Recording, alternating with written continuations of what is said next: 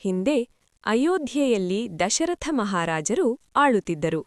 ಅವರಿಗೆ ಕೌಸಲ್ಯ, ಸುಮಿತ್ರೆ ಮತ್ತು ಕೈಕೇಯಿ ಎಂಬ 3 ರಾಣಿಯರು. ಅವರಿಗೆ 4 ಮಕ್ಕಳು: ರಾಮ, ಭರತ, ಲಕ್ಷ್ಮಣ ಮತ್ತು ಶತ್ರುಘ್ನ. ರಾಮನು ಸೂರ್ಯವಂಶದ ರಾಜಕುಮಾರ.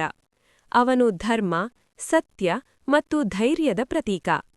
ಒಮ್ಮೆ ವಿಶ್ವಾಮಿತ್ರ ಮಹರ್ಷಿಗಳು ರಾಮಲಕ್ಷ್ಮಣರನ್ನು ಕರೆದುಕೊಂಡು ಹೋಗಿ ತಾಟಕೀ ರಾಕ್ಷಸಿಯನ್ನು ಸಂಹರಿಸಿದರು.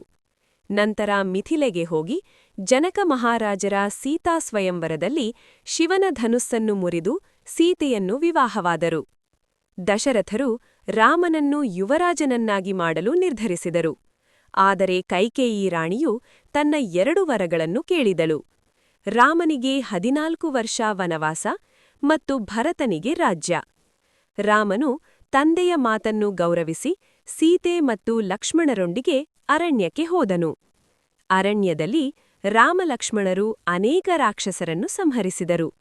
ಒಮ್ಮೆ ಮಾಯಾಮೃಗ ಅಂದರೆ ಚಿನ್ನದ ಜಿಂಕೆ ಬಂದಿತು. ಸೀತೆಯು ಅದನ್ನು ಬಯಸಿದಳು. ರಾಮನು ಅದನ್ನು ಬೆನ್ನಟ್ಟುತ್ತಾ ಹೋದಾಗ ರಾವಣನು ಅಂದರೆ ಲಂಕೆಯ ರಾಕ್ಷಸ ರಾಜ ಸೀತೆಯನ್ನು ಅಪಹರಿಸಿಕೊಂಡು ಹೋದನು. ಜಟಾಯು ಪಕ್ಷಿ ರಾವಣನನ್ನು ತಡೆಯಲು ಹೋದರೂ ರಾವಣನು ಅವನನ್ನು ಕೊಂದನು. ರಾಮನು ಸೀತೆಯನ್ನು ಹುಡುಕುತ್ತಾ ಕಿಷ್ಕಿಂಧೆಗೆ ಬಂದನು. ಅಲ್ಲಿ ಸುಗ್ರೀವ ಮತ್ತು ವಾಲಿ ಎಂಬ ಕಪಿರಾಜರಿದ್ದರು. ರಾಮನು ವಾಲಿಯನ್ನು ಸಂಹರಿಸಿ ಸುಗ್ರೀವನಿಗೆ ರಾಜ್ಯ ಕೊಟ್ಟನು. ಸುಗ್ರೀವನ ಸೇನೆ ಅಂದರೆ ಹನುಮಂತ, ಅಂಗದ ಮುಂತಾದವರು ಸೀತೆಯನ್ನು ಹುಡುಕಿತು. ಹನುಮಂತನು ಲಂಕೆಗೆ ಹಾರಿ ಹೋಗಿ ಸೀತೆಯನ್ನು ಕಂಡು ರಾಮನ ಸಂದೇಶ ತಿಳಿಸಿ ಲಂಕೆಯನ್ನು ಸುಡುತ್ತಾ ಬಂದನು. ರಾಮನು ಕಪಿಸೇನೆಯೊಂದಿಗೆ ಸಮುದ್ರಕ್ಕೆ ಬಂದನು. ನಳ ನೀಲರು ಸೇತುವೆ ಕಟ್ಟಿದರು. ರಾಮ-ರಾವಣ ಯುದ್ಧ ನಡೆಯಿತು.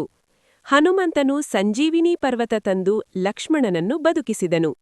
ಕೊನೆಗೆ ರಾಮನು ರಾವಣನನ್ನು ಸಂಹರಿಸಿದನು. ವಿಭೀಷಣನಿಗೆ ಲಂಕೆಯ ರಾಜ್ಯ ಕೊಟ್ಟನು. ರಾಮನು ಸೀತೆಯನ್ನು ಬಿಡುಗಡೆ ಮಾಡಿದನು. ಅಗ್ನಿ ಪರೀಕ್ಷೆಯಲ್ಲಿ ಸೀತೆಯ ಪಾತಿವ್ರತ್ಯ ಸಾಬೀತಾಯಿತು.